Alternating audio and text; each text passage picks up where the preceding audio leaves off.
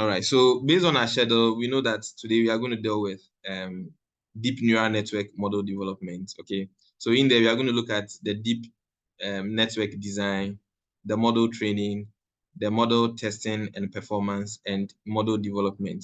Now, this is not the first time, at least in this particular training program, that we've mentioned neural networks. Earlier on, when we started, we first of all did an introduction to neural networks. Okay, we looked at the perceptron and the shallow network design. At least we built some neural network. We used the TensorFlow library to handle that, and we saw some few things over here before we drifted a little bit to what some people call the traditional machine learning algorithms, as we see over here. Now we are coming back to deep neural network. Now, one of the advantages of neural network is you normally have people call it a general purpose estimator. Yes, I believe that's the name. Let me just be sure over here. Estimator.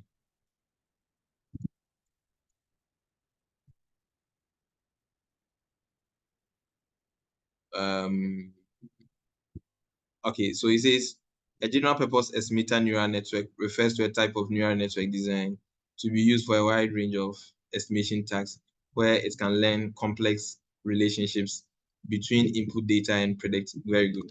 So the reason why some neural networks or most neural networks are preferably referred to as the general purpose estimator, because at the end of the day, most of the things or everything we are doing as far as machine learning, as far as AI is concerned, is to estimate something, is to predict something. And whenever that prediction is done, we would want to kind of do a measure of how far off we are with a real thing. So we are doing some kind of estimation. Now, it turns out that the traditional machine learning algorithms all have their limitations one way or the other. So for instance, we saw that in the case of the linear regression, when we plotted the line and saw all the things that we saw, the rule is kind of strict. Okay, y is equal to mx plus c. Any other thing, we cannot really work our way around it. In the case of the other regression models like the SVM and the naive Bayes and all those things that we saw, they have kind of strict underlying principle. And for which reason, we even saw that in the case of the linear regression, we needed to present our data in a specific way. Now, the deep neural network or the neural networks in general solves that problem because it is kind of not too much of a one size fits all, but then it is what I'll refer to for those of us who like our football. It is like a utility player. So normally for footballers, we have players who specialize in certain departments. So a goalkeeper will specialize in goalkeeping. Then we have defenders, midfielders, then the forward players, as we call it these days. Now, we can have a player who can probably fill in the position of a defender, and then maybe the following week would do the filling in or playing as a midfielder. Okay. A typical example nowadays, because I'm an Arsenal fan, is Thomas Partey. Now, what we have come to realize with neural network is it is a general purpose estimator. It is like a utility player among 8 peers of machine learning algorithm. So we can use neural network for everything, okay, in terms of its prediction and building models and all that. But then today we are actually going to spend our time on deep neural network. And there's a reason why we are spending time on deep neural network. Already we've handled the shallow neural network and the perceptron and those simple architectures. Now, the big question is, what is the difference between a shallow or a simple neural network architecture and a deep neural network design? The answer is right in the question. And that's simply because in deep neural networks, we are just increasing the number of hidden layers that we have. Remember that, let me have this. Okay, remember that what we are quite used to is the fact that, okay, with neural network, you know that we have this simple processing element called the neurons. And each neuron in here will perform a simple mathematical operation, and that operation is given by the summation operation of the xi, or which is the input, okay, and then the weight. So let me just do x multiplying, let's say, I, something like this, and then this is passed through an activation function, and then we expect an output.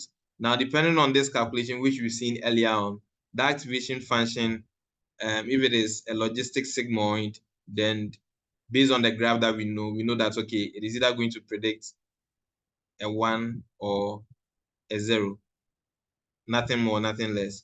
If it is a rectilinear function, then based on the graph that we saw that, okay, based on the input, it is actually going to do maybe something like this, okay?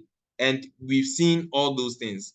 Now, the difference between what we did and what we are going to do now lies in the fact that we are rather going to increase the layers of the network that we are going to build. So instead of maybe just having one as hidden layer, you may have about 5, 10, 20, and you can imagine. Now, the thing is, the more hidden layers that we have, remember, each neuron is going to perform that computation. So the more hidden layers that we have, ordinarily, that can also mean the more computational resources that we also need to do this computation. But then there's a good reason why we would need a deep neural network. Now, over the past few weeks, what we've done is what I would say,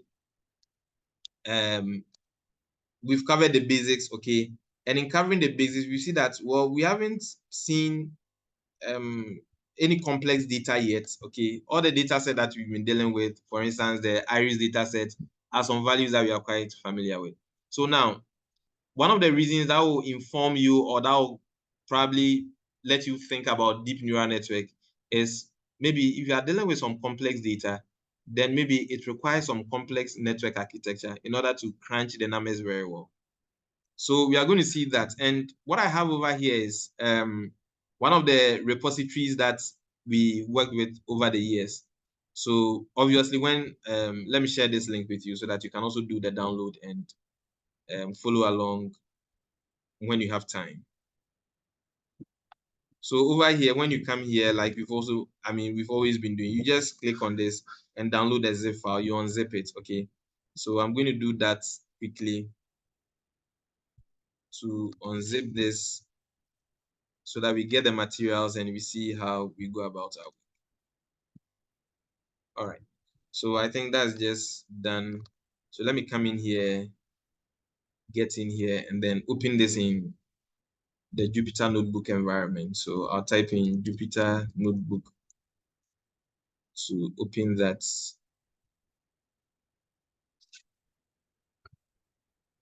And in a couple of minutes, we are going to have this show up.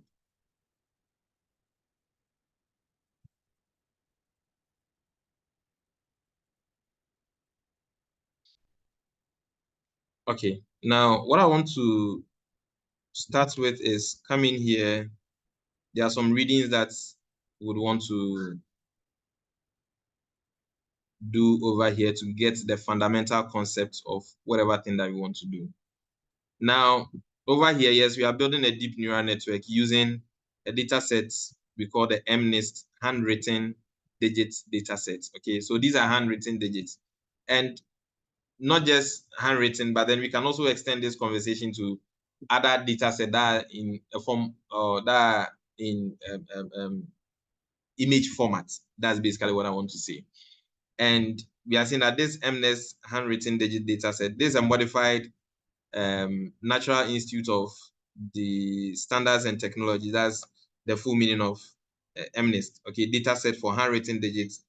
And this is a widely used data set that contains 60,000 handwritten digits for training a machine learning model and 10,000 handwritten digits for testing. Now, it was introduced in 1998 and has become the standard benchmark for many classification tasks. So now the big question is, okay, if we have some kind of an image of maybe a handwritten digit, some of the projects or this work has helped students build projects of trying to identify or classify, let's say, numbers. So imagine you are working in an institution and you have to scan, let's say, some receipts, okay? Instead of you looking at the receipt and inputting the data, imagine there was a scanner that will be able to capture that image of maybe the serial number or maybe the number that was written by somebody. Is that okay? In terms of maybe the Electoral Commission, some numbers were written for rejected ballots and all that. Okay. Now imagine you're able to scan that and automatically detect that this is 200. Okay.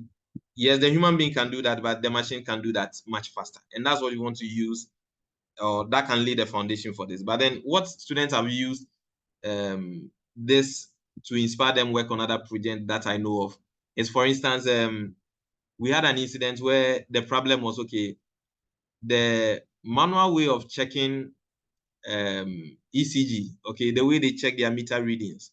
You know, there's a prepaid meters and there are the postpaid meters. And with the postpaid meters, they send their workers on the field to gather the data or capture the data. Okay, they have a book they write the figures on. Now, the point is, if the person comes in and does not send the correct data, because that's the data they are going to use for the next billing cycle. If the person, for instance, maybe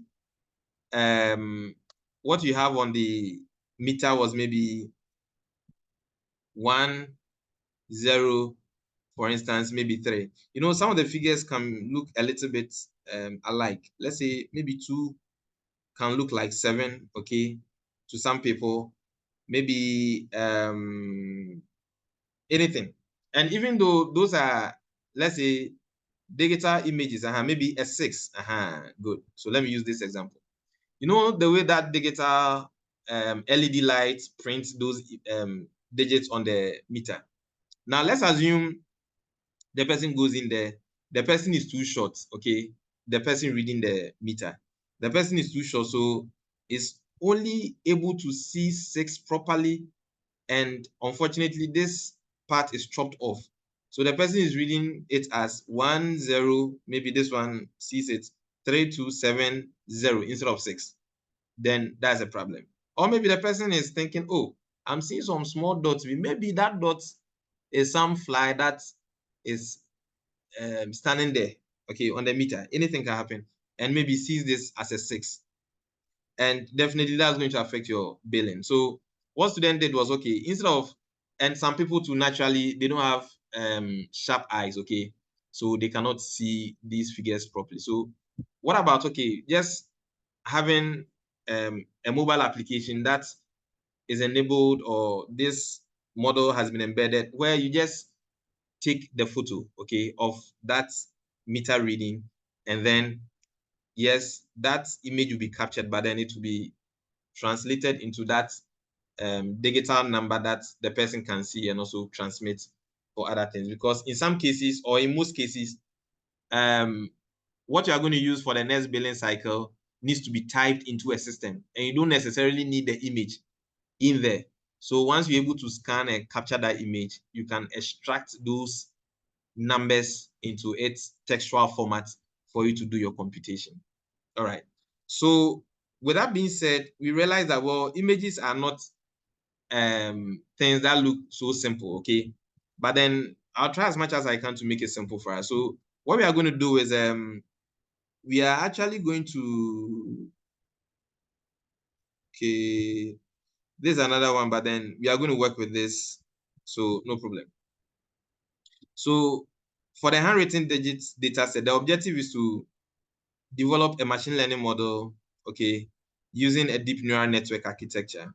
Now we are going to use the MNIST handwritten data set to train the model, and we are going to do a performance analysis on the deep neural network model that we are going to build. And we are going to use the model to make some predictions. And finally, we are going to save the model and deploy the model to some applications later on, okay? Because remember, right after this, we come into a session where we are going to design some simple web applications and then put these models that we are building at the back end so that users can easily interact and then see the predictions that we have been doing on our Jupyter notebook. Okay, normally, users are not going to have this Jupyter notebook to work with.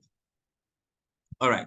Now, in order to work with this very well, we need to understand some few things, how images are formed. And this is fundamental to we understanding some of the things we are going to see, okay?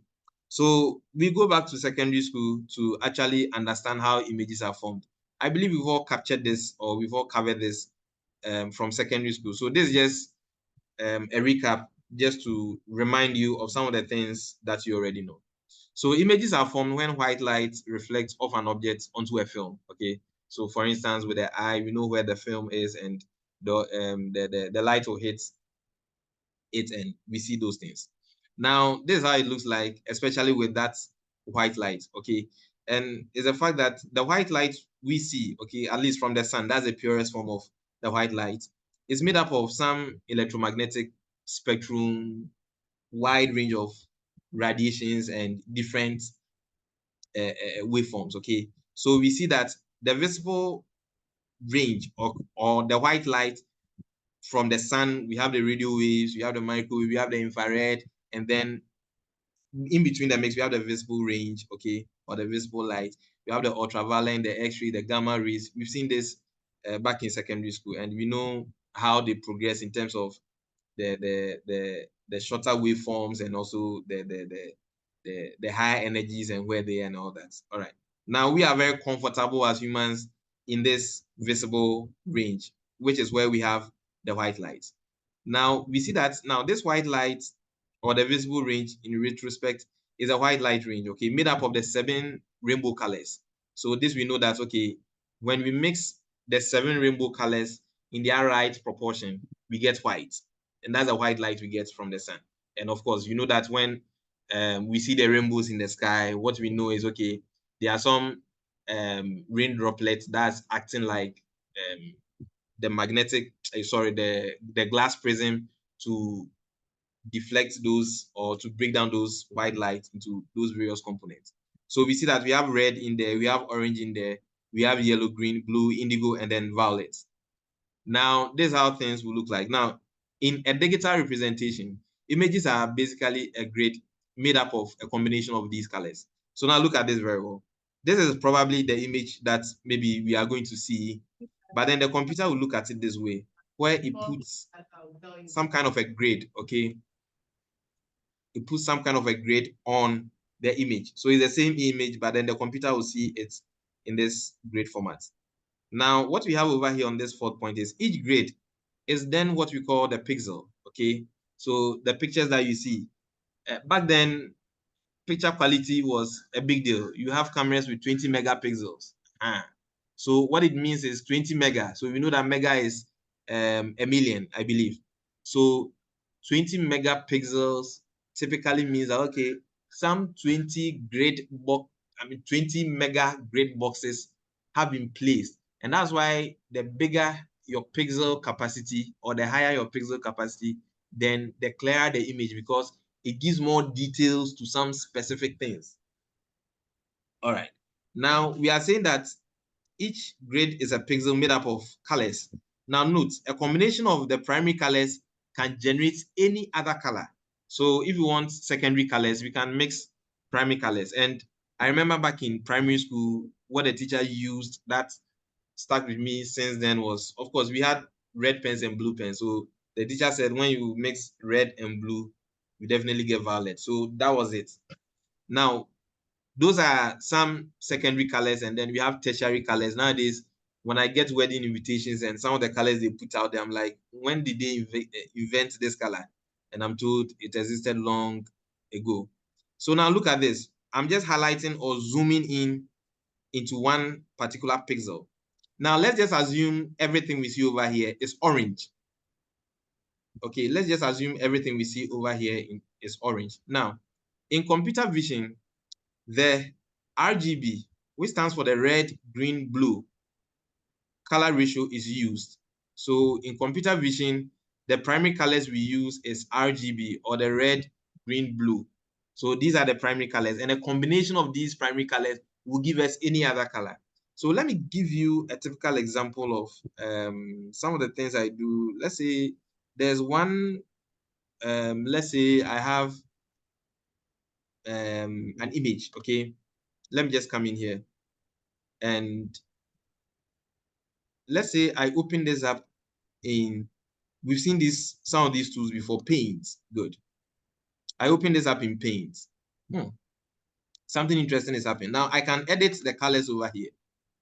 And when I edit the colors, at least those of you who are very familiar with web development, you've seen some of these things where if you are picking, let's say you are doing HTML, CSS, you are picking colors for your CSS, we see those RGB stuff over here. But at least this is a tool, everybody has it on his or her PC. So when I click on the edit colors and I want to select a color, you see that, forget about this one, let's concentrate on this one, the red, the green, and the blue. That's the RGB color combination we have over here. Now currently you can see that this slider is set, and this is 0, 0, 0, okay? And that's why we see that this is completely black, okay? Now what happens is, let's go back to this. Now each pixel is a combination of the intensity of the RGB ratio ranging from 0 to 255. So that's what we see over here. And this 255 is going to come in handy because we are going to see some numbers, and then that's going to explain why we see 255 and probably maybe not 300. All right, so it is between 0 and 255. So if it is 0, then the intensity is low. If it is 255, then the intensity is high. So look at this. If I want to have a color, okay, in terms of the RGB ratio, if I want to have a color which is red, remember the first one I have over here is going to represent R, the second is going to represent G, and the third is going to represent B. And over here, you can see that the intensity of R, let me run this, the intensity of R is at its highest. So that's going to be the red. And the intensity of the green is 0, that's the lowest, and the intensity of the blue is also 0, that's the lowest. So eventually the color is going to be red. In this particular example, the second one, see that the middle one, which is the green, that intensity is the highest. The others are 0, 0. So we are going to get green over here, and then we get blue. Now, when we mix things up, we get to see different colors. So for instance, when I put all the intensity at its highest level, 255, 255, 255, then I'm getting a color white. If I do a 0, 0, 0, then I'm getting a color black. So back to the paint thing that we see over here. So clearly you can see that I have 0, 0, 0. That's why I have this color showing up over here. Now look at this. When I change this, you see that the numbers are changing a little bit, okay? When I put this up over here and go to, let's say, this, you see that I have 255, 255, 255, and definitely the color we see over here is white because the intensity of all these colors are this. Now, when I come in here and select a color that looks like this, okay? And now put this, let me slide this a little bit down, good. You see that now I have the intensity of red very high, which is 255. I have a little bit of green in there, that's about 9. Let me put this to 0, okay? And then the blue, let me also put it. So this is the purest form of red I can ever think of, okay? And that is how the computer sees colors. So now the point I'm trying to make over here is, if this, let's assume this was, let's say, yellow, the computer will not see yellow necessarily, but the computer, based on its computer vision mechanism, will see a 255, 255, which is a combination of red and green in this high intensity, and then the blue is 0. And that's what the computer is going to see as some numbers showing up over here. And we are going to see these numbers very soon.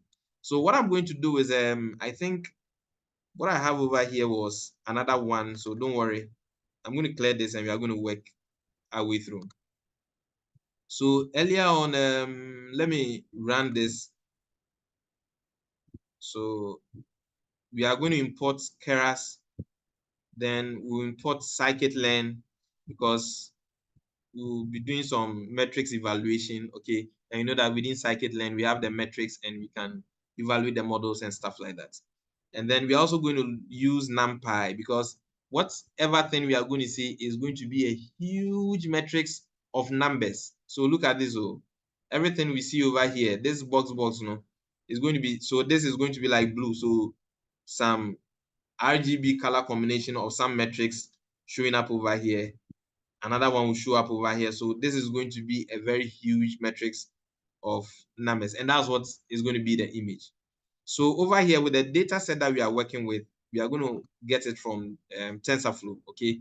And remember, we've imported TensorFlow as TF over here. So I'm going to say the data set is going to be equal to tf.keras.dataset, and we get our data set. Now let me bring up some cells over here so that we can work with this. Now, if I'm to do a preview of this data set, it's not going to look too pleasant for us, okay?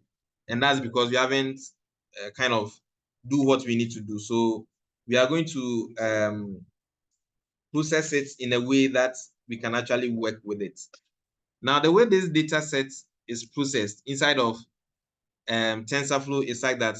It has already been worked on for us, okay? So what I'm going to do is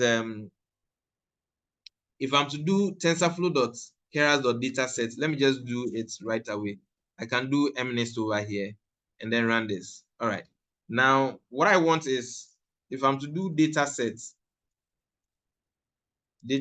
dot load underscore data and call this method this way, we have quite a number of things showing up over here. So you see that we have this array, and this array is made up of some 0, 0, 0, 0, 0.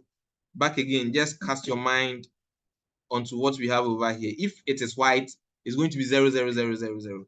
And that's what we see over here. So we are actually going to verify as from seeing the actual images and also their metrics equivalent based on the RGB combinations we have I've earlier explained. So we have this huge matrix over here, and then it doesn't look like ending, okay? So we are going to put things in its right order. And in doing so, we are going to split this data into what we have as the training part and the testing part. So what I'm going to do is we are going to decompose this into two tuples over here.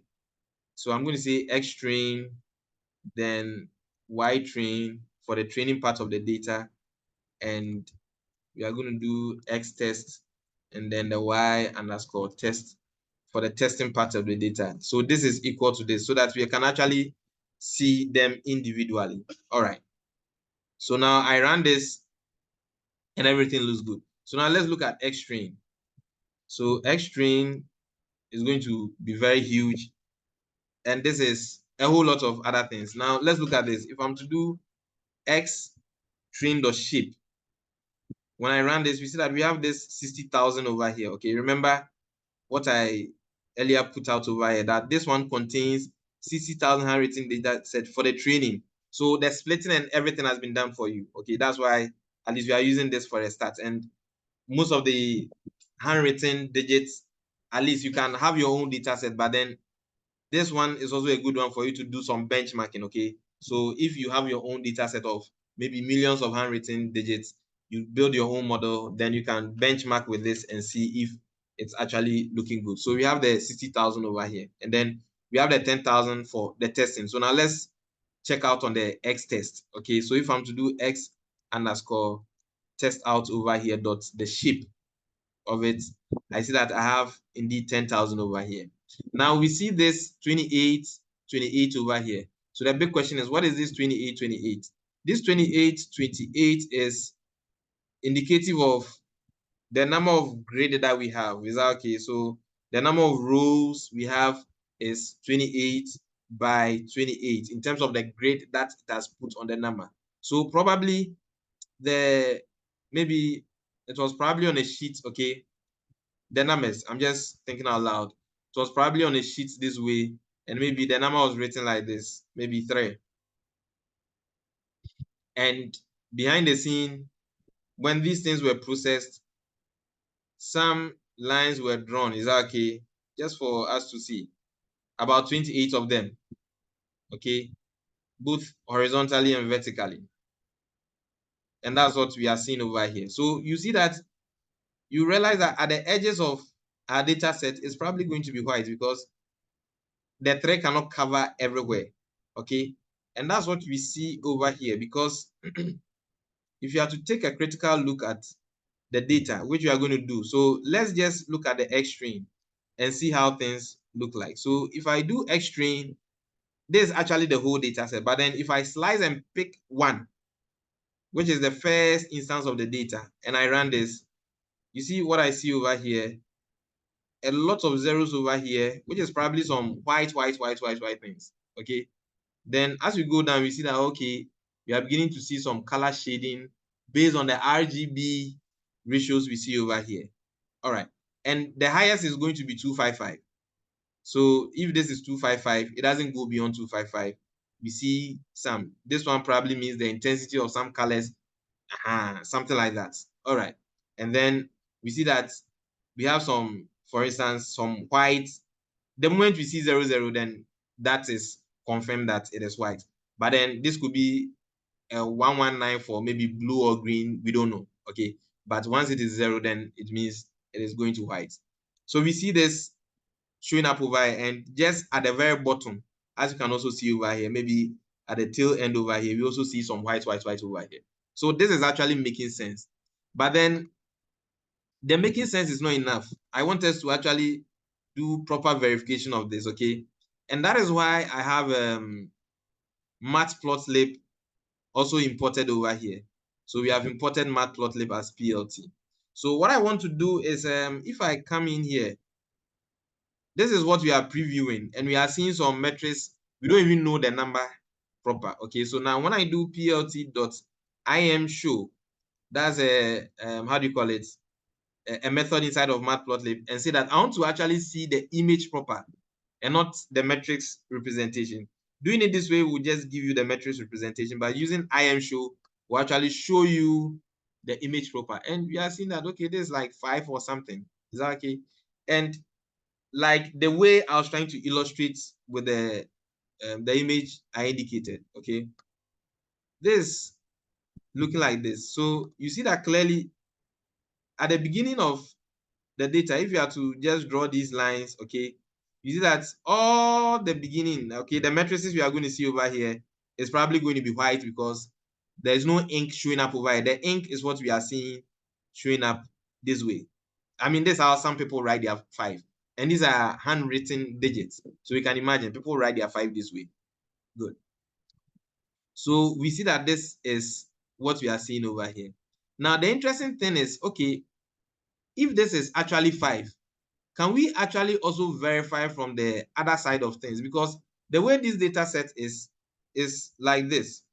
Let me use this example to also indicate. It is actually images in there, okay, of the data set. So the data set will probably look like this. That's like behind the scene, okay? So behind the scene, this is our X, okay, and this is our corresponding Y. And we have rows and columns, basically. But then this X is not just coming in as X, it is coming in as an image like 5, okay? But then this 5, once again, is not coming in as 5, but then it is coming in as its matrix representation. So for instance, you have some large matrix, 28 by 28, with some numbers showing up as we are seeing over here. And its corresponding value is what we are going to see as 5, which is that one is going to be that proper label 5. Then maybe we are going to have another one, its corresponding value is probably going to be 3. Another one, its corresponding value is also going to be a 5, and some things like that. All right, 60,000 of them. So they are quite a number. Now, what we can do is, okay, if the first instance of the X string, we are looking at it and thinking it is 5, we can actually also verify from looking at the first instance of its corresponding Y. So now, if I'm to come in here and do, for instance, the Y train, because X train is always going to go with Y train. Okay. So if Y train and I also pick up the 0th index, which is the first number, what do I want to see? If I run this, okay, I see 5 over here. So this is making sense. Now let's try this for a number of how do you call it? A number of these numbers. So let's say X train, and let's say X train 900. Okay, this is going to give us that matrix representation, and we are still not going to make sense out of what actual number it is. So let's do plt.im show to actually see the number proper. So, well, I think this is 9. Okay, so now let's do Y train to see its corresponding Y train, and this is 900, and then we see a 9 over here. Let's check out for the last one. So let's do X train, and let me do 1, 2, 3, index number 1, 2, 3. Okay, so if I'm to do plt.im show and pass this out over here, I get to see something that looks like a 7. So let's do Y train and then pass in 1, 2, 3. Okay, I'm seeing 7 over here. So we get to this level and we verify that, okay, indeed, the numbers in terms of the images also have their actual labels showing up in the data set. Even though we didn't prepare the data set ourselves, we are rest assured that this is looking good. But then the point is, if we were to just print this out, okay, if we were to print this out, yes, this is still the 7, but then this is going to give us in its matrix representation, and it will be extremely difficult to tell which number is whatever thing we are seeing. But at least we get to see that, okay, behind the scene, these numbers are not just some random numbers, but then they are as a result of some RGB color, which is making the images. All right. So having said that, because this is going to form the basis of our understanding with images, okay? And you see that, well, this is a very complex data as we have over here. If I'm to do this dot shape, we clearly see that this is a 28 by 28. So we have 28 rows, 28 columns of a matrix. Imagine doing the normal matrix that we do 2 by 2. The moment our lecturers and professors give us 3 by 3, 4 by 4, then we are gradually becoming angry. So you can imagine the calculation, doing it manually, is a little bit complex. And we can say same for the computer. So if you are to build models and we are working with images, this is even an image that has been processed though, because if you read very carefully over here, okay, in terms of the readings we have over here, is a widely used that contains digits. It says very good. So there's a modified very good digits widely used that contains this for it was introduced and it has been the benchmark. Okay, so this data set has been processed. You can imagine if you take some of the iPhones that we have, you take images, you see that the picture quality is good. All that it means is there are lots of colors in there.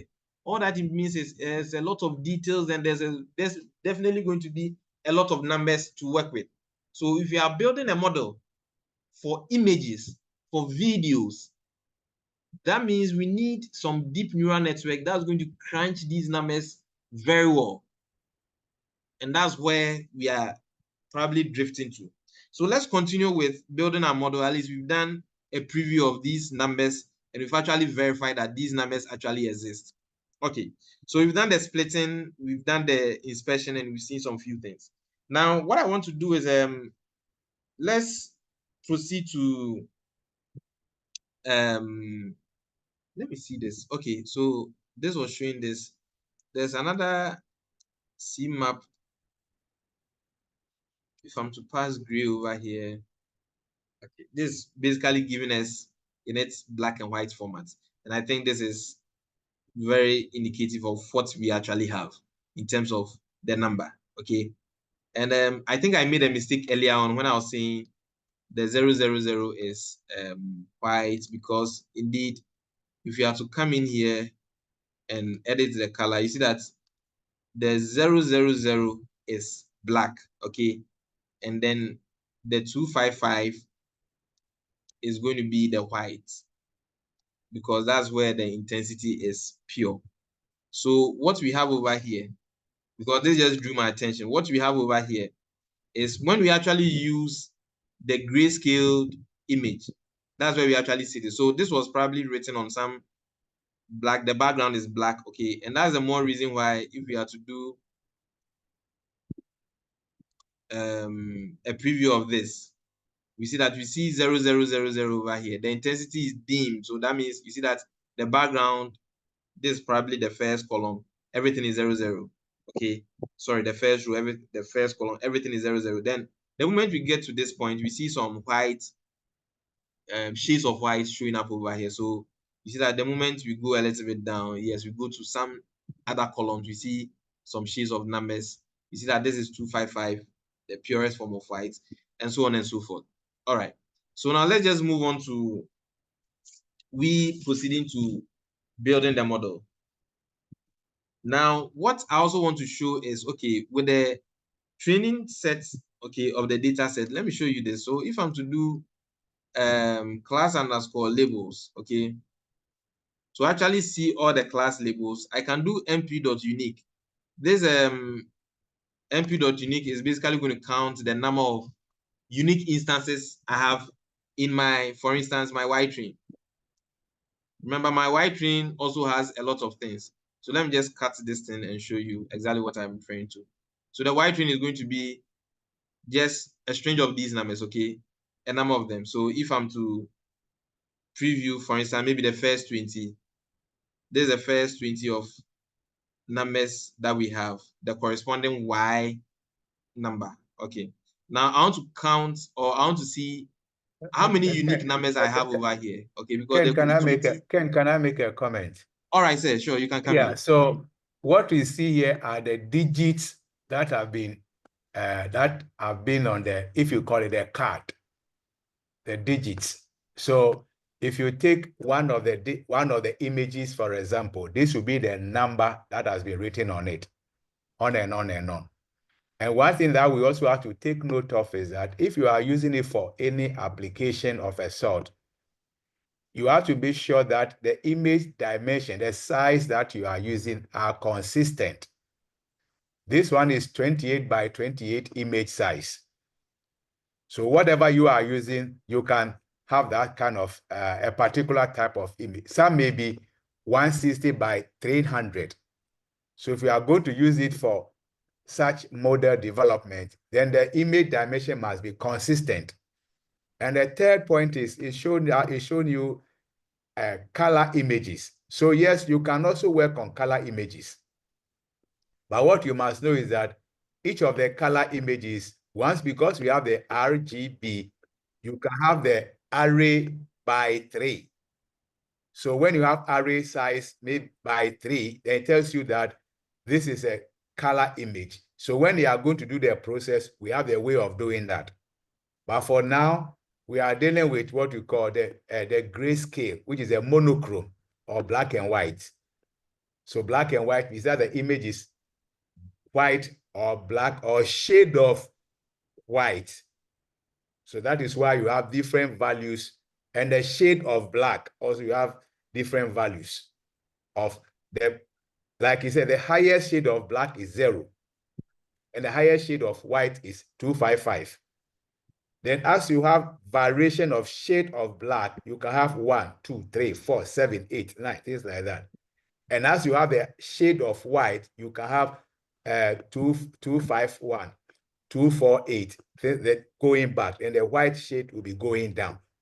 So thank you. So sorry, this is my comment on the quick thing. All right, thank you very much, sir. So we are going to proceed to building a model, but like I was ending up with this, I want to see or count the number of unique instances of the training, the X train things that I have inside of this. So if I'm to do mp.unique and run this, you see that these are the unique instances. So I have 0, I have 1, I have 2, I have 3, I have 4, all the way to 9. So these are the unique instances of numbers I have in there. Nothing above this. All right. So with that being said, let me just give it a name and call this class labels. So class labels is going to be equal to this. And then we are going to work with this later on, okay? We are going to work with this later on based on some of the things I have planned. So now let's create some new cells over here and actually move on to building the model itself. But before we build the model, there's something we usually do, okay? And that's with something we call we do some scaling over here. So now, when we are scaling, I think last week there was even an example where we were scaling either up or scaling down. But the bottom line is it should be across board. That's the whole point. So now we are going to scale down, and I'm going to tell you why we need to scale down. So for instance, if I'm to do, for instance, X string, and maybe pick the first value, which was 5, okay? We see that we have 0, 0, 0, 0, 0, and then we have some 2, 2, 5 and stuff like that. All right. Now, if I'm to do this and do a divided by 255, remember the highest value it can ever get is 255. And then run this. Now we have some zeros. Okay, these are the normal zeros divided by 255. We are still getting a 0. And then these were the numbers that were probably 173 and other things, and now divided by 255, we are getting a 0.011. Now we are doing this because of sensitivity issues, okay? And when I say sensitivity issues, look at this, Gabo.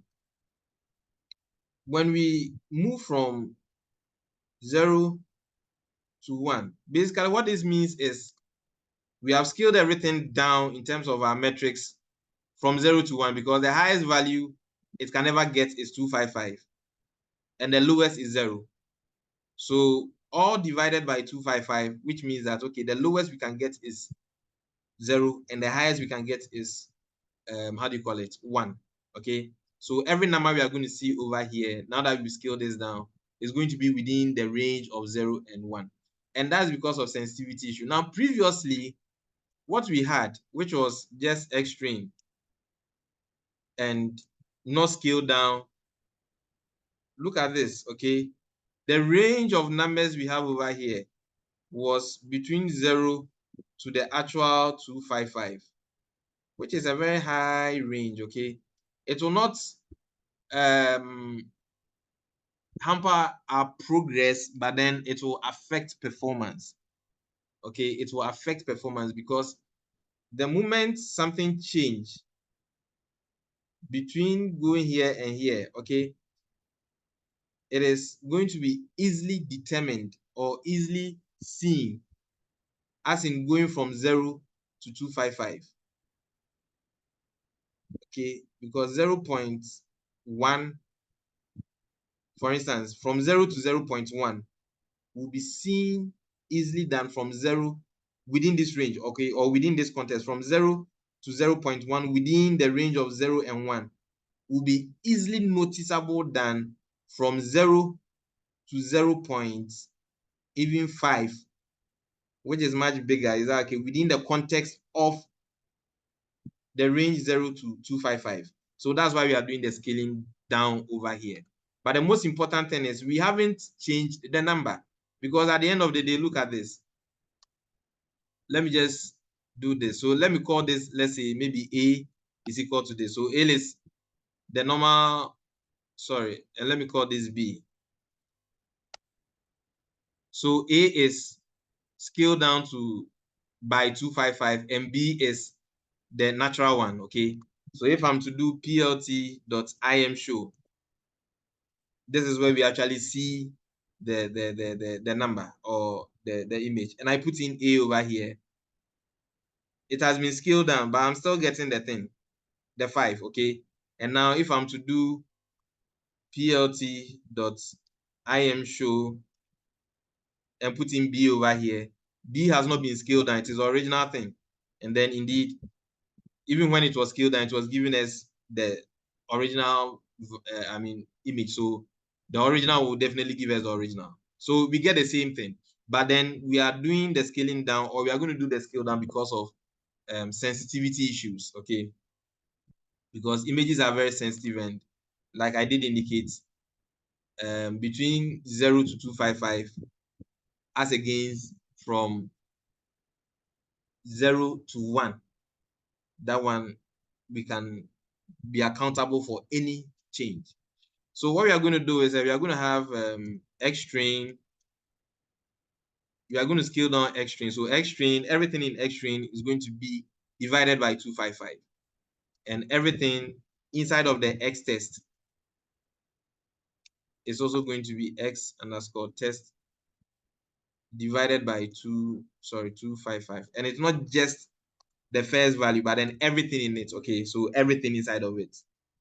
So this one will scale everything down, and then we are good to go. So now that everything is scaled down, remember our Y train and our Y test, they are the actual labels. So those ones, there's no need to scale these ones down, because this is what we are going to use to do the comparison. Okay, so now that we have this, now let's build a model. So I'm going to say from Keras dot models. We've seen this earlier on. We are going to import sequential. So we worked with sequential earlier on when we were dealing with the shallow neural network. And we also did from keras.layers. We are going to import dense. We've also seen dense before, but then the new one I'm introducing over here is the flatten layer. And then let me run this. So this has been sorted. Now, remember, the sequential is going to give us that skeleton, that everything is going to be sequential. It's going to be a feed-forward network. Is that okay? When we come to convolutional neural network, we also see that from Keras or models, we are going to import different skeletal architectures that's going to form the convolution neural network. But then in this case, it's just a sequential. Now, we also know what a dense layers is going to help us do, so that we can stack neurons dense on top of each other to form the layers. Good. Now, this flattened layer is going to help us achieve one thing or something. So now look at this. Ordinarily, the images we are working with, okay, they are index pixel format, like we have seen, 28 by 28. So there are some 28 rows, okay, and then some 28 columns. And let's just use this for demonstration purposes. Now, if we don't flatten this, because at the input layer, look at what is happening now. It is still going to be the same neuron, okay? That's one thing or one synaptic layer, especially for the input layer.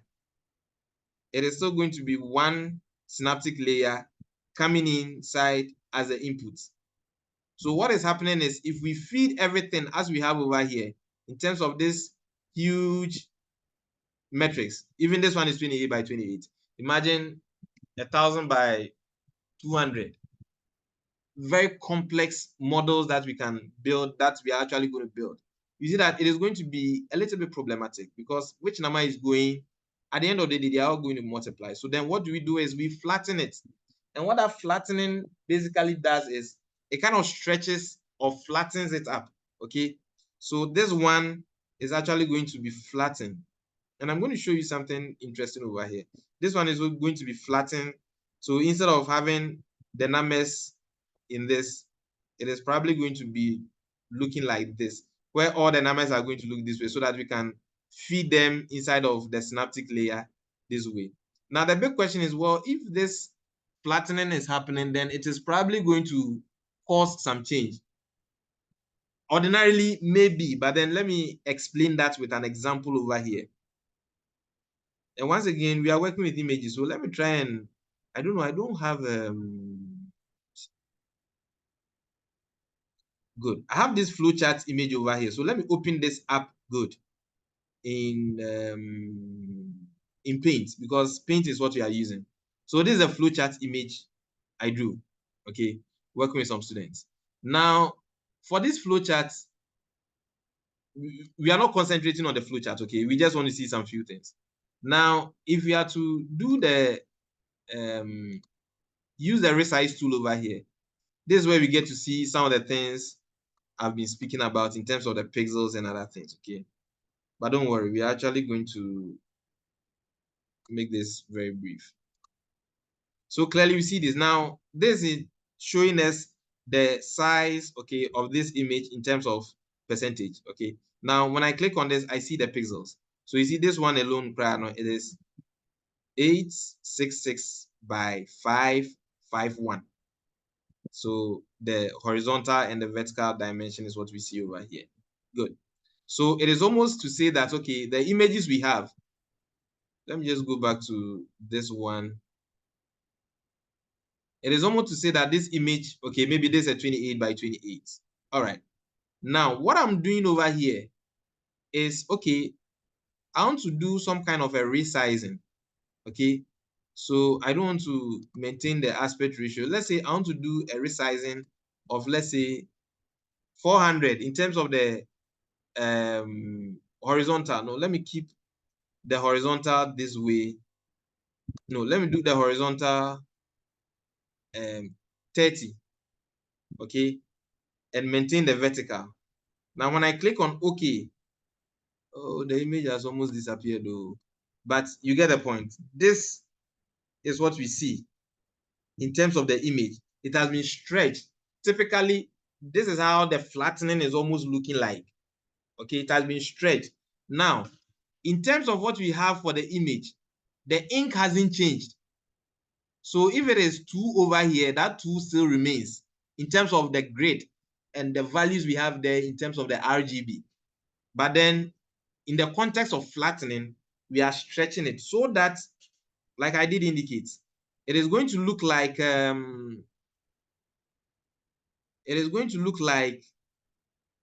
let me bring the annotation, this thing.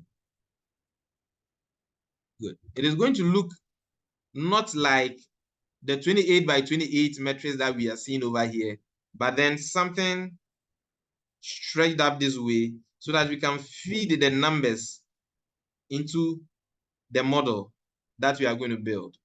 All right. So let me proceed to. Okay, Ken, can you go back? I saw the image of the multi-layer network. So that we start explaining it from that angle. Yes, good. So where we have the inputs, that is what we are trying to do, to serve as input to the model. Please, can I continue? And please go ahead. Very good. So in terms of what Dr. Mills just drew my attention to, okay, in terms of this image, let me just do the resizing again because it is let's go to pixels once again. And initially I did a 30, that was too small. Let's do a 60, okay? Maintaining the aspect ratio. Let me just go back. So resize, and let's go to pixels, okay? And let me do a 60 over here. Okay, so some stretching has been done. But then the point is the black, which is some RGB color ratio, has not changed as far as this image is concerned. So what is happening is, okay, probably, okay, and this is just for you to understand. This is the model. We have some sequential input neuron, okay, that we have built over here. And it is still, or it has been flattened, but this time around, let's assume, okay, the flattening is like that what we have over here is just one box, okay? What we have over here is also just one box. What we have over here is just one box. Now, it is just one box, just one pixel, just for us to understand. However, inside of that pixel is going to be some value, RGB number B, that comes together to form that color. So let's assume when we put all the numbers, RGB, whatever, just for demonstration purposes, the number we have over here is, for instance, maybe for the first one is 23. The second one is, let's say, 50. Maybe the third one were all white. So probably that one is 255, okay? But remember, we've scaled down. So all the numbers I'm writing over here will probably be all divided by 255. So we are going to see a 0.00 something. That kind of a thing. And it is these numbers that are going to be fed into our neural network for the crunching of the numbers and the that arithmetic operation of where we are getting our x and our I, or I mean, depending on the variables you use, your inputs, okay, and your weights, okay, or WI, or whichever way you look at it. So that's how, or that's the reason why we are flattening things up, so that we can accommodate it only for the input neuron, and that's what we are going to see. So let's come back to this. Let me clean this so that we have a clean slate. If there's a need for any diagram, we'll draw it and we'll make progress.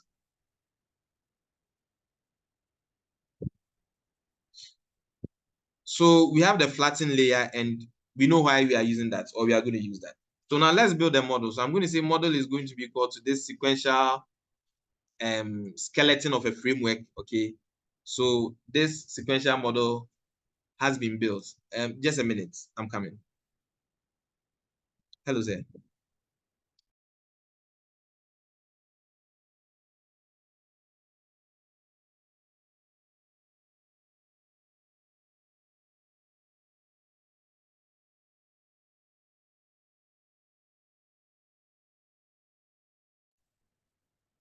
So what we are going to do is, yes, we have the framework of that sequential model. Now let's see how we stack layers upon each layer. And actually this time around, the emphasis is on a deep neural network, because you can imagine all these numbers, just one of them was giving us a 28 by 28. And we have 60,000 of them. And all of them are going to be fed inside or into a neuron for those computations to be done. So you can imagine how the mathematics is going to look like in terms of matrix multiplication and stuff like that. So now I'm going to say model.add, and the first layer I want over here is the flatten layer. So the flatten layer, once again, is just going to flatten things up. And now I need to specify the input shape. So the input shape ordinarily is going to be the 28 by the 28, the original, how do you call it? Pixel dimension of the images. So remember what Dr. Mill said, depending on the kind of model that you are building, you are going to see different images. So you also have to make that room to adjust to the kind of pixel dimension of images that you are using to train your model, and also those that you are using to build your model. And that adjustment is very simple, okay? Just as we are seeing over here where we are stretching, the image in Ankasa, the data in it hasn't changed. It's just the dimensionality. So if originally this was a so and so by so and so pixel, and maybe we are building a model that requires a specific, let's say 10 by 10, it's just a matter of writing code that will do the reshaping to a 10 by 10, and we are good to go. Okay. Now, having said this, so we have this model of flatten. So that layer will flatten it, and that's going to be where we have the input. Now let's do model.add. And over here, we are going to add a dense layer. We know what the dense layer does. The dense layer gives us the opportunity to now stack neurons upon each other. And this one, we are going to use, for instance, maybe a 128 neurons. And this is where we put in the activation function. So activation for this one is going to be ReLU, or the rectilinear unit function. So we get to see that even though we haven't physically build a model, but based on the explanations that we have so far, we can get a sense of how the things we have over here, what they mean and why we are using them, okay? And then it is only when we come in here that we actually need an activation function, because basically all that this flatten layer does is not necessarily to do any kind of a serious computation, but then to put it in a format that will make it fit.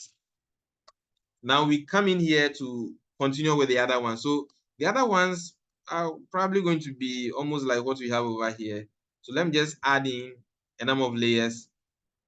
At least this is quite deep, okay? But depending on whatever thing we are working with, may want more, but then it's not just for more sake, because each layer or each neuron is going to perform an operation, and it can be computationally expensive.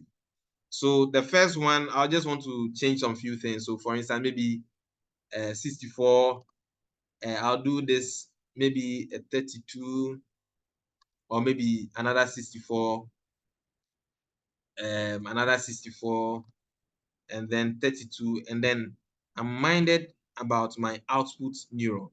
Remember, for this one, this is going to be a classification task, but then let me ask, how many classes do we anticipate over here for this one?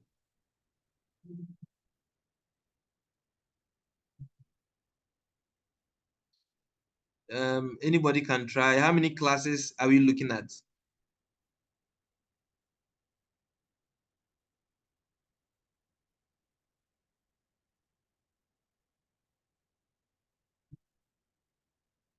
Is it a lack of an answer or the justification for that answer? Okay, so Okay, Mariama says 10. Okay, Sheriff, your hand is up.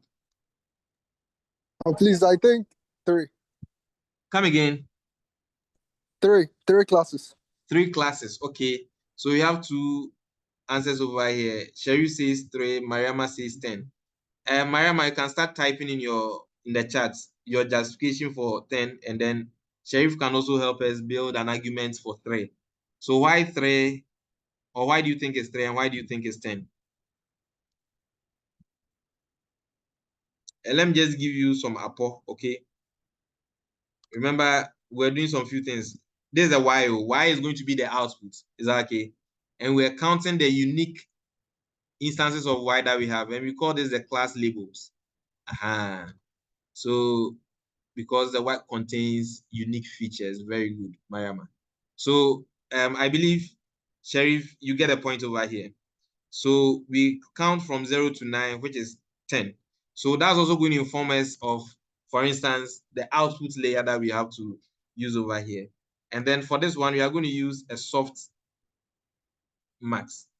Now, let's just go take a step back and actually do a recap on the softmax activation function, because that's something we have used in the past. But the reason why we are using softmax is, look at this. Softmax function. Okay. So it says the softmax function often used in the final layer of a neural network model for classification tasks converts raw output scores, also known as logics or logits, okay, into probabilities by taking the exponential of each output and normalizing these values by dividing by the sum of all exponential values. So there's this formula that we've seen, okay, for the softmax. Now, one of the reasons why, okay, is if we take a critical look at the diagram, okay, or the how do you call it, the plotting of the softmax as we see over here. We see that our range is going to be okay, let's look at this. Our range is going to be within some specific range, okay? And the reason why we need some specific range is because of an output we are expecting. So for instance, in this particular instance, we don't expect an output in the negatives. It is between 0 and 1, the way we have scaled down, or 0 and 255. A negative number, well, the color for a negative, I don't know. Maybe somebody can tell me. All right. So that's one reason. But then one of the important things is the fact that it is giving us, or is going to give us, some probability distribution of what that particular class should be. And that's what we are going to rely on heavily. So we are going to use softmax over here. And we're expecting 10 outputs for the output layer. So I'm going to run this, and it is keeping too long, so definitely there are issues over here. So it says the input shape is not defined. Okay, input shape is equal to, okay, I forgot the equal to. And then we are having more problems over here. Let's see the error. It says unknown function, activation function, okay? So activation function that I'm using over here, let me see. Okay, softmax. So there's a T over here and not softmax.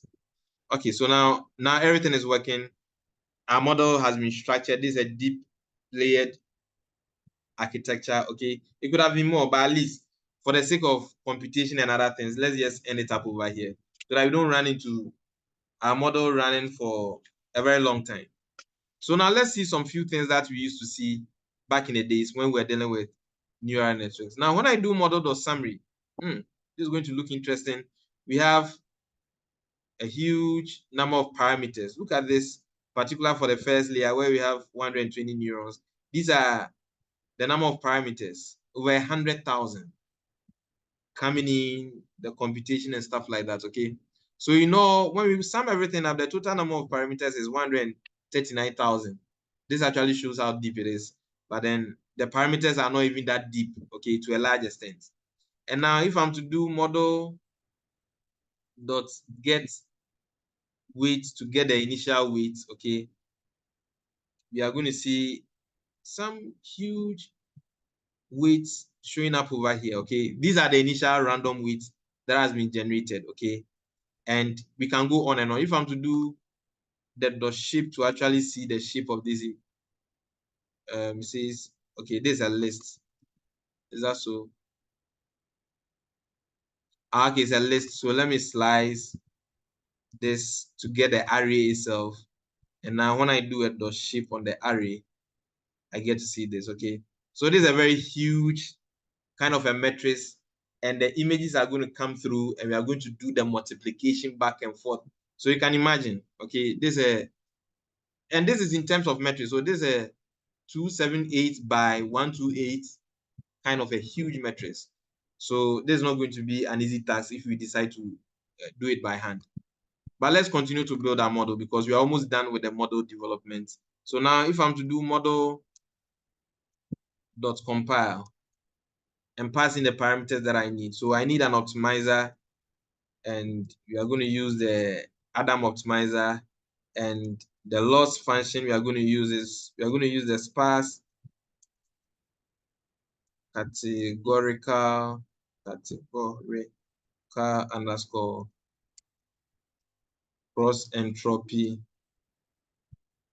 And then the metrics we are going to monitor is going to be the accuracy. Let me see. I need to end this up over. So the metrics we are going to monitor is accuracy this way. Now, when we are done with this, we can actually run this, and we have issues over here. So let's check this out. It says invalid keyword in compile optimize. Okay, the spelling of optimizer, there's an I over here. All right. So we are good. Okay. So now let's fit the model. So and I can do model.fit. And then what do I want to fit? I want to fit the X train and then the Y train. And remember, we used to talk about this a lot, this parameter epoch, okay? Basically the number of iterations. So now when I run this, okay, so this will run, and as you can see, it is not taking too long, but then you can imagine with some models, it can take forever, okay? So the first iteration is done, and our accuracy after the first iteration was around 86%. So it started out very well.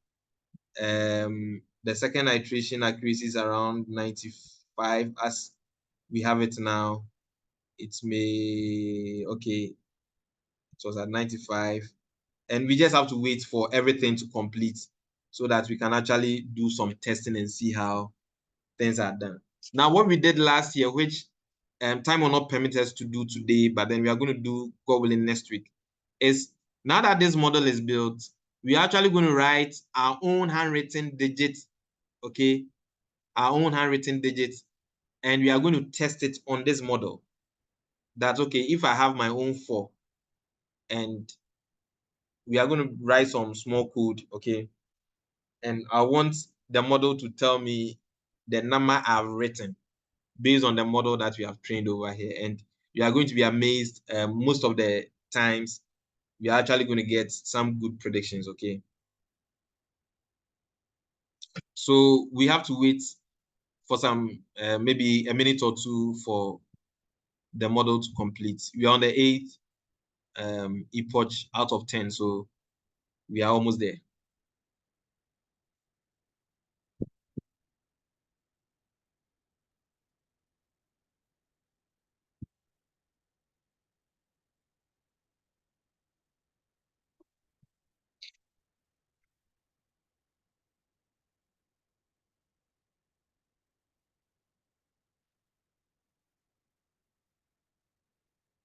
Okay, so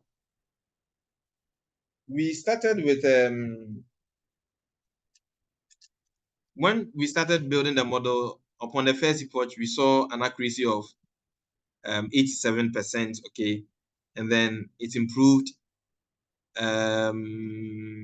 steadily along the line, and then we ended up with a 98.76%. So this is looking good, and at least for this model, most of the time you are going to get some good performance because the images have been pre-processed. So we didn't do a lot of pre-processing. Okay, if we work with our own images, chances are we need to make sure that we scale things up properly. Okay, and before things work, to giving us very good how do you call it, results. So let's do some analysis of things to actually do some testing. Now remember, in the building of the model, we used X train and then Y train. So our X test and Y test are sitting somewhere that we want to use that to evaluate the model. All right. Now, first of all, we want to do the prediction first. Okay. So now if I'm to do model.predict and then pass in the X test, I think let's save this as my underscore predictions. So when I run this, it goes through the process, okay, and my predictions have been made.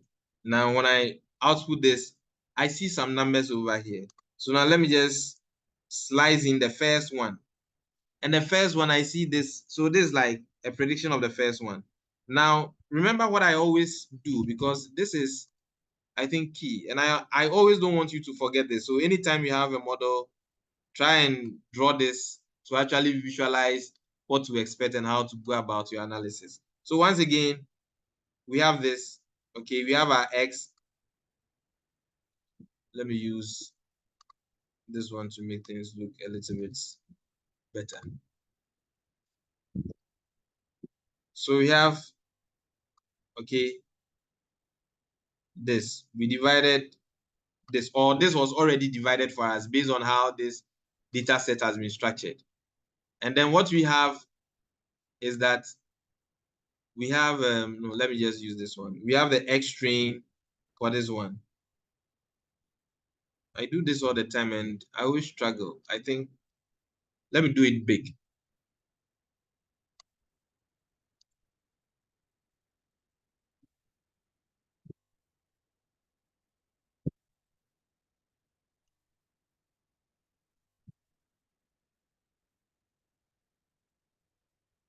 So we divided it into this 4 sections, okay? And now the first quadrant we see over here was the X train. And then this quadrant was the Y train.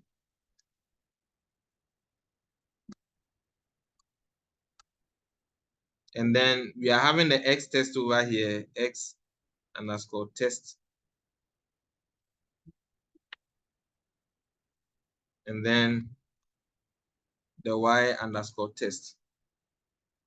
So this is how our data set was modeled for us to work. Now we use the X train and the Y train to build a model. And that's what we see over here, the X train and the Y train to build a model. Now we are doing some prediction and we have used the X test to do a prediction, and we have saved this in a variable called my predictions. Now that my prediction is going to take 10,000. Remember, the testing part of the data set is 10,000.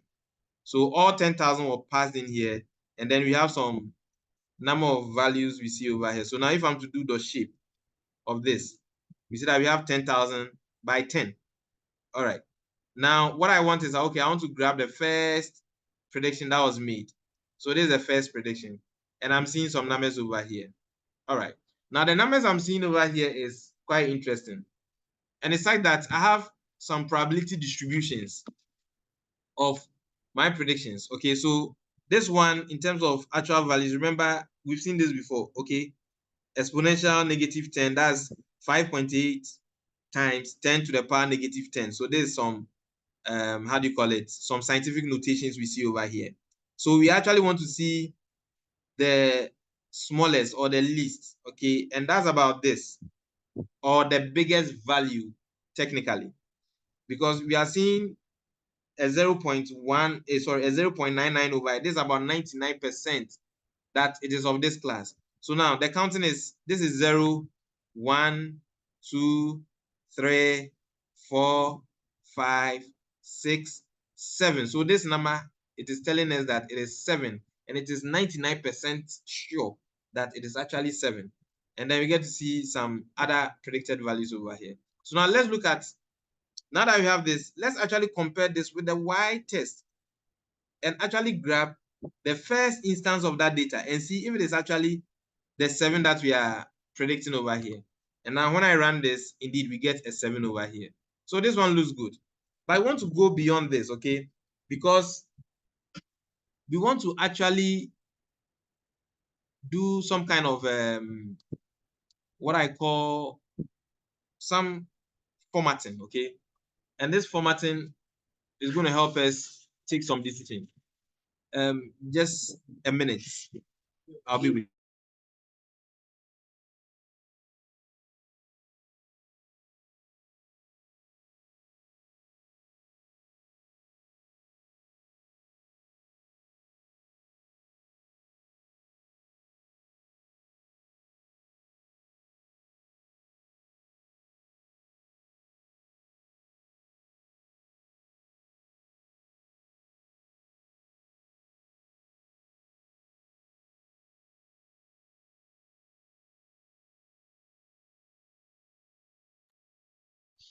All right.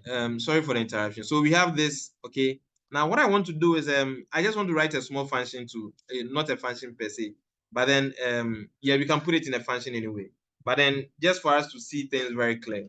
So I can say for, let's say, I in let's say range. Okay, so now let me just do this. So for I in, this is my prediction, okay. We just want to run a loop through this so that we get things showing up properly. If I'm to do a printing of I, we get things running up this way, okay? Now I can properly format this, put this in a formatted string, okay? So I is still going to show, but then this time around in a formatted string this way. So this is I showing up over here. But then what I can do is I can now format it into, let's say, in terms of percentages, okay? So in terms of percentages, I want like 5 decimal points or something like that. That's what we see over here. So clearly you see that we have a 99 point, whatever. Let me just reduce this to decimal places. But then you see the 2 is giving us 100% over here, which is not exactly so. So sometimes you just have to be very careful and be very specific because it is basically rounding it up. So that's why I would want to insist on 5. So yes, we get a 99% that this is actually that index of a number that we can count 0, 1, 2, 3, 4, 5, 6, 7. But then we can actually modify things to make things look a little bit better over here. So for I in, and let's put this in a range. So I'll put up this range over here, and then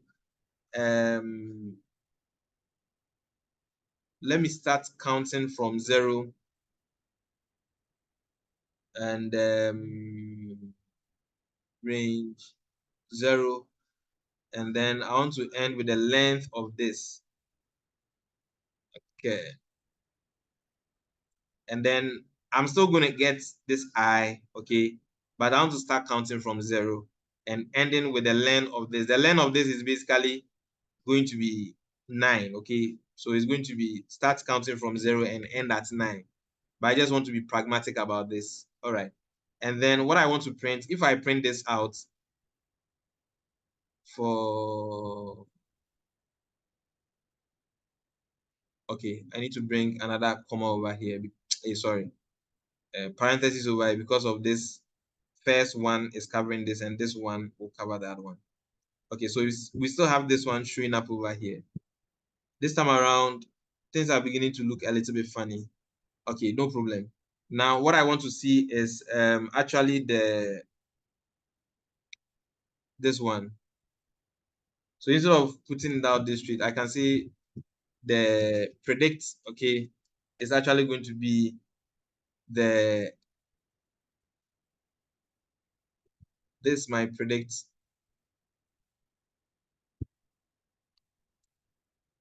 And I'm actually going to grab the ith index, okay? And if I run this, of course, nothing is going to show. So now let's do the printing of the predict. So printing of the predict, and then we have this showing up over here. But then this is what I want to format. And I'm going to put this inside of this parentheses to bring this formatted string, and then do this, then the 5% showing up this way. All right. But then what I want is I want to keep track of this ith range, okay? So the ith range is going to help me get the classes. Now remember the classes I have over here.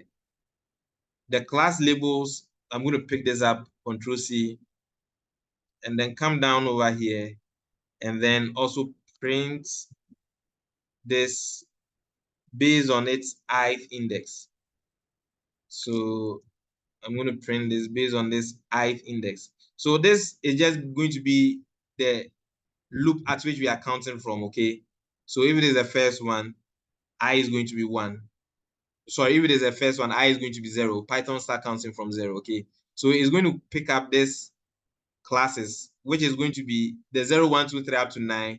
Going to pick up the first one, print its corresponding predicted value, which we are seeing over here, and so on and so forth. So now when I run this, indeed, we see that in the case of 0, it predicted that this was a 0.000% at this 0. In the case of 7, we were able to get some value. Now look at this. In the case of 3 was coming up a little bit, 2 was coming up a little bit, and even some resemblance of 1, because naturally, and this one makes sense, because naturally, if you write, for instance, the numbers that we see, the actual number was 7, but sometimes some 7 can look like 1, okay, depending on how the person, maybe the bar over here was a little bit small, or maybe some even write they are 1 this way, okay, and somebody can see it as 7.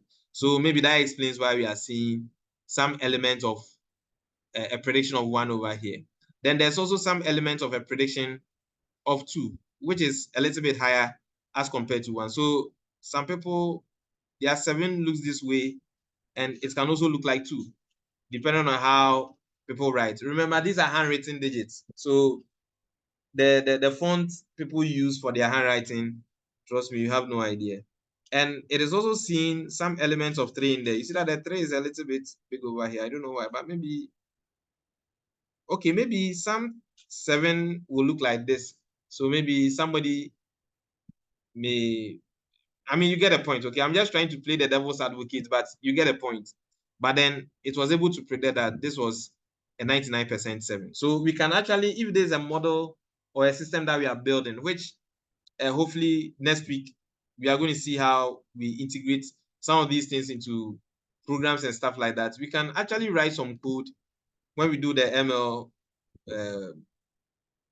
stuff with the web application. We can actually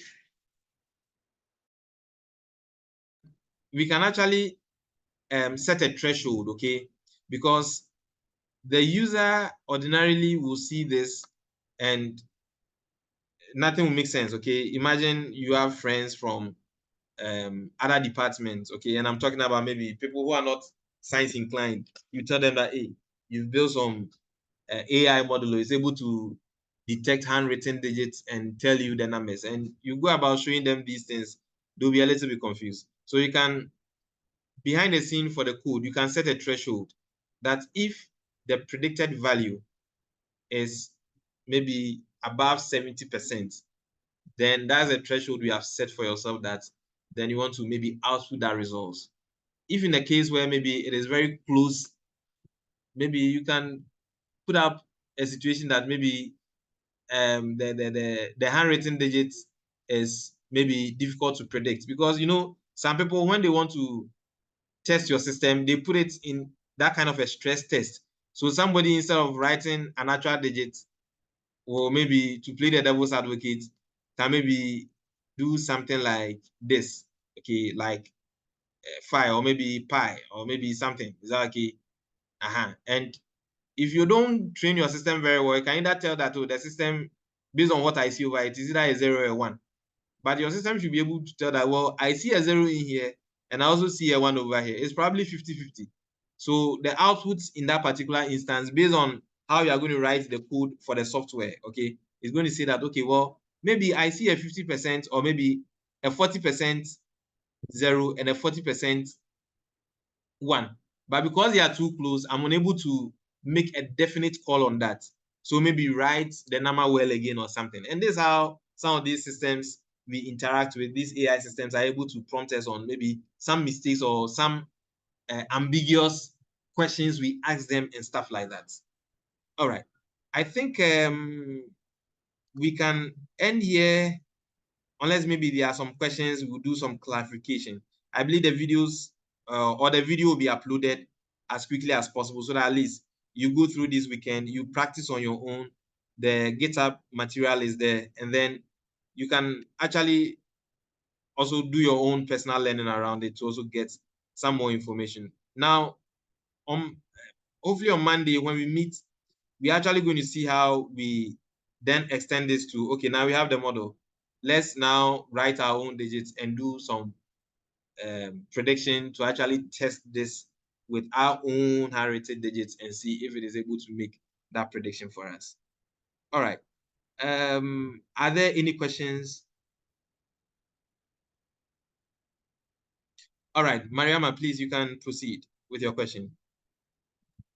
So please, I wanted to ask, so in real life, when someone writes, it's just like an ink that you, like, let's say you write something. So is it that with their data sets, after, let's say they got the handwritten text, and then maybe they used maybe another software to now transform them into, like, in the form of the image that we see before, like the whole thing, or I don't really get it. All right, sure. So this there's actually a story behind the MNIST handwritten data sets. I just want to be sure. The story is in my head, but I just want to be sure. So the history behind the MNIST handwritten. So I'm told the American Post Office had issues with people and the, I mean, those days the postal addresses of the how do you call it, the like people write letters, okay, and then they write the address, and it was becoming increasingly difficult sorting out the letters and the address based on the handwritten digits of the address. Is that okay? So maybe PO Box 95. Some 95 may actually look like 91. Things like that. So he said this one was created in 1995, previously called the NIST, okay, released in 2 parts, and this one and this one. All right. This from this. Okay, I don't know if there's something we can actually rely on. Okay, so now let's go to Kaggle. Maybe Kaggle is going to give us some. Now, what happens is, in order for them to actually structure this, they actually also made all the digits, okay, in a 28 by 28 format. So yes, some pre-processing was actually done, okay? So that's why I said, this is where if we build a model with this, it is even going to make it look interesting. If we use our own font of our handwritings, which probably when we write on a piece of paper and we take an image with it, okay, the camera that we have now, remember this MNIST data set we are talking about came in the, let's say, the year. okay, in the 1990s, the cameras definitely we are going to use to take the images of the handwritten digits we are going to use to test is better than those cameras back then. And it says it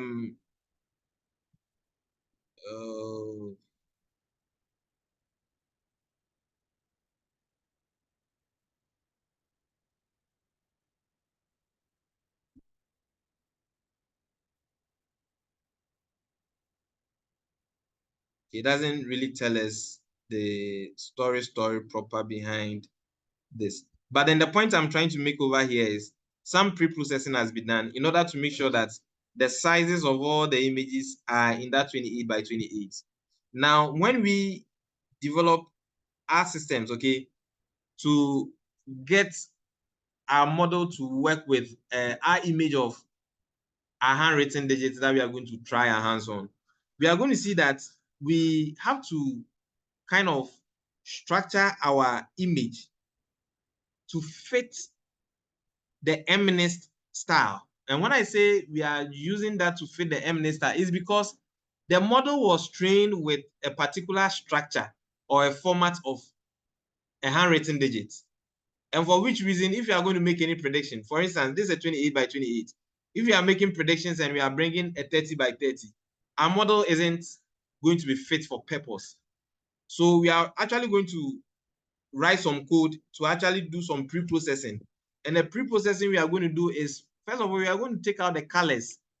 So you see that what Dr. Mel spoke about, that there's a grayscale image or the monochrome. So we are going to write some code to extract the colors, make sure that everything is in that format. And remember what we did earlier on, where we also scaled everything down by dividing by a factor of 255. We are going to use that so that our image fits that format. So if you ask me, yes, that pre-processing was done so that we get it conform to a particular standard. All of them, all the 60,000 plus the 10,000 testing part of the data, so that it fits a particular format, so that people can use it, and that's what we are using. I hope I've brought some clarity to your question. Yes, please. Thank you. You are welcome. Are there any other questions? No, please. Okay, so in the absence of any questions, thank you so much for your time. The videos will be available and I'll put it on the platform so that you can all have access to it. Thank you too. All right. Okay, so thank you very much and enjoy your weekend. You too.